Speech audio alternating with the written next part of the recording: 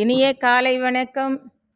அர்ச்சகர் காலையிலேயே கோவில் அழகாக சுத்தப்படுத்துகிறார். வெள்ளிக்கிழமை பார்த்தீங்களா, எல்லாம் காலையிலேருந்தே உற்சாகமாக வேலை நடந்துக்கிட்டே இருக்கிறது. அடேங்கப்பா, ஐயாவும் அம்மாவும் எவ்வளோ அழகாக இருக்காங்க. காலையில் இனிதான அழகு.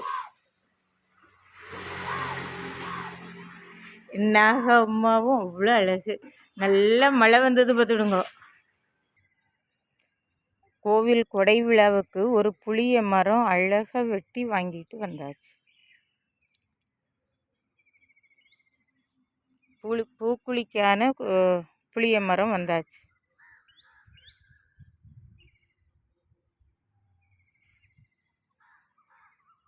ஜூலை மாதம் 18ஆம் தேதி கோவில் கொடை விழா.